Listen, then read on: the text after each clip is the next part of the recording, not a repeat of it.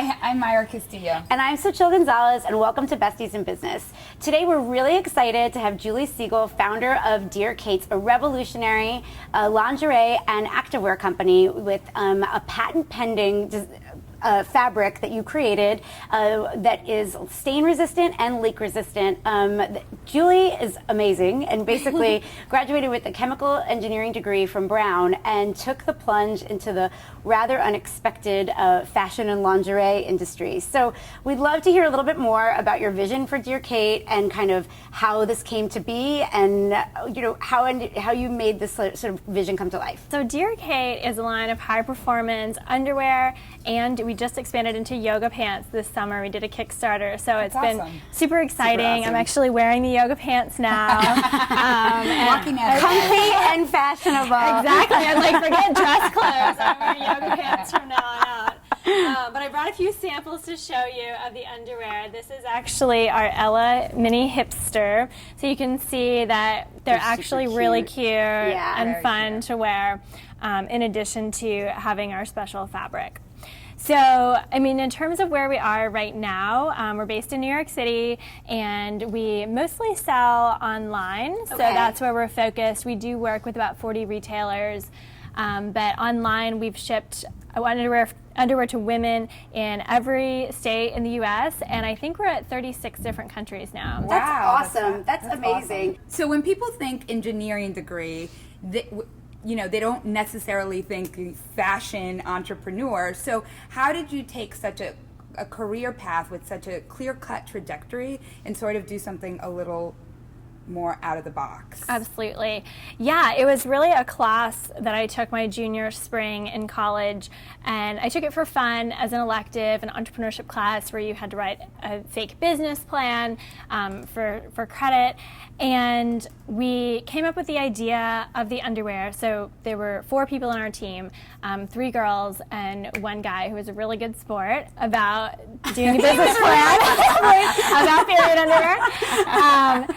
And so we realized as we were going through the semester, and I was talking with all my friends about underwear 24/7 that semester, I just got so excited about it. And everyone is like, can you actually make a fabric like this and a pair of underwear like this?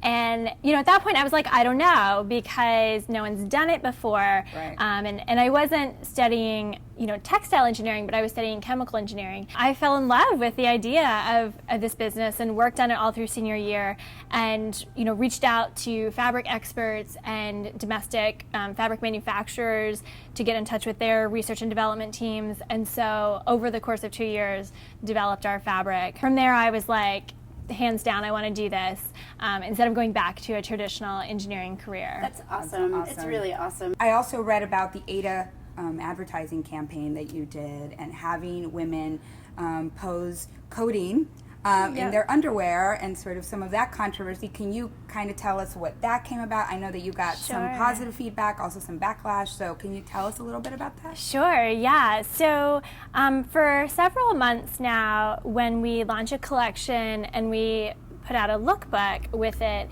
we've chosen our models because based on who they are and what they do, and not just how they look. And so we name every one of our collections after a woman in history. So we've had the Ella collection after Ella Fitzgerald, and had a female musician as our model. Similarly, we've featured trapeze artists and florists and athletes. And so in August, we launched the Ada collection named after Ada Lovelace. She's the world's first computer programmer. And so we invited Who is a woman? 6. Yes. So the irony now that there's so few women coding, right? Crazy, right? Yeah, that's so interesting. Very, very strange. And so we invited 6 women who work in tech in New York City to be our models for the campaign. And so we talked about it beforehand, and we're always very careful in our photo shoots to portray women as looking happy and confident, and they're wearing the underwear for them. They're not posing so a man finds them sexy. You know, they're getting shit done. And so we and I do stuff in my underwear all the time, so it's not that unlikely. The one thing that did strike me about that ad campaign is that you're right. Everyone looked happy. It did not feel sexual. Like, it didn't feel sexy. Like, no one was trying to be sexy. People just seemed to be doing their work, and they happened to be wearing their underpants. They were very exactly, exactly. And so in general, the feedback was really positive. But we did have a few people who spoke out against it and said, posing in your underwear undermines the fact that you aim to be taken seriously as a technologist.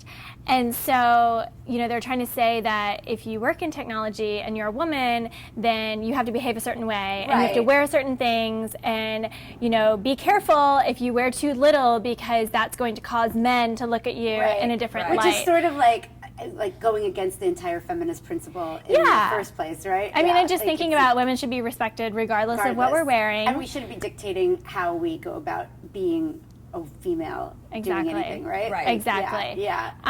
So, there was a lot of talk about it. I mean, we had, there were articles in BuzzFeed and Fortune and Elle and Glamour and, everywhere. And I spoke on CNBC in the morning on Squawk Box. So as an ad campaign goes, it was like massively successful because I guess whether it got you annoyed or not that people misunderstood your intentions, that's what a great ad campaign is like, it's not just seen, it's like buzzed about. Can you talk about kind of doing a Kickstarter campaign and like what the key was to sort of making that not just something that people watched and knew about the Kickstarter, but like got people talking a little bit? Like, because I think that was it gave you double mileage, really, in a weird way. Yeah. Well, so the notion of creating our yoga pants is that people love our sport underwear. They wear it for working out all the time. And so when we polled our customers and we said, what do you want? Yoga pants won by far. And so we said, let's make them. Let's put our fabric in them, in the lining, so you can wear them with nothing under. You can go commando. And so that's what we based the Kickstarter campaign around.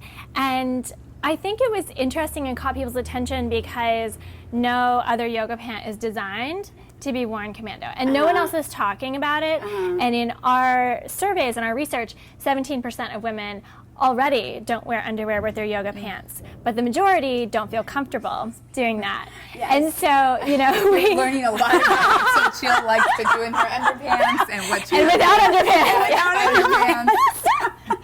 Totally. And so it's one of those things where, to each her own, but it's something that's not talked about. And so when you think about it, there are a lot of women. I used to be an underwear wearer under my yoga pants. And so when you think about it, it's so freeing, right? Like you go commando and you just feel so comfortable. You don't have anything like bunching up in there, no underwear lines.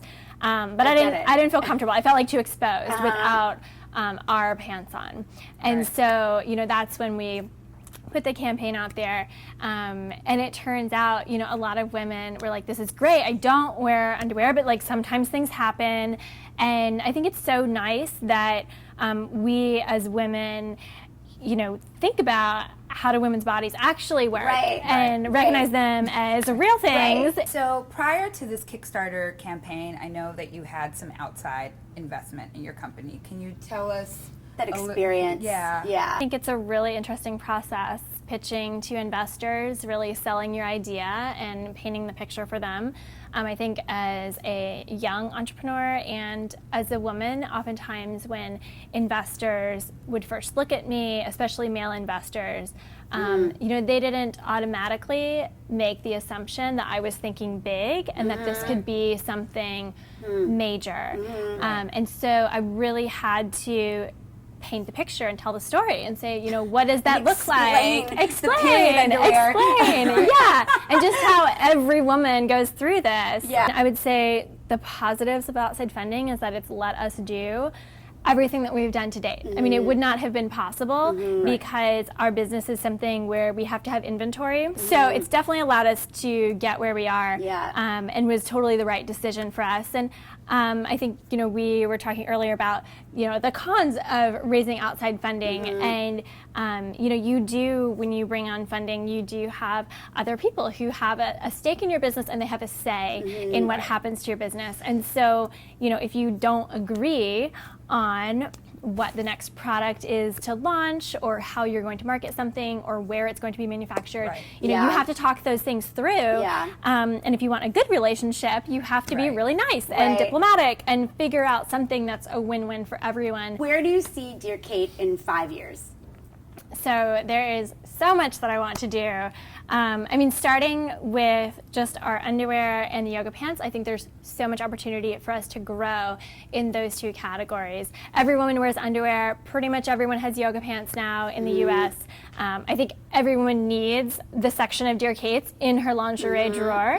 And so, and it's amazing how much when you wear them, you're like, I can't imagine my period without them. I definitely see us expanding into a number of other, I love activewear. I love that category. I also love dresses. Like, I mean, this is a ways off, but I just like the idea of making women's dresses that have pockets, because all of men's clothes has pockets, and just functioning. Just just like think about the number of times when you're out and about somewhere, you know, you're on set, you're on stage, whatever, and you can't lug your big purse around, but you need your chapstick and you need your phone. And so in terms of better engineered fabrics and more thoughtful design that works for the modern ambitious woman who's doing things. She's not just sitting around. There's so much that we can do.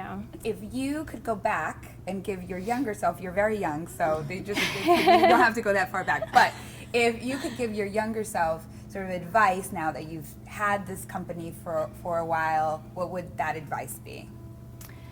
I would say, there's lots of advice I can give my younger self. But if I had to pick just one, I would say done is better than perfect, because I'm such a perfectionist, you know, and I feel like I've learned it the hard way, and just seeing firsthand how much more advantageous it is to make a decision and run with it.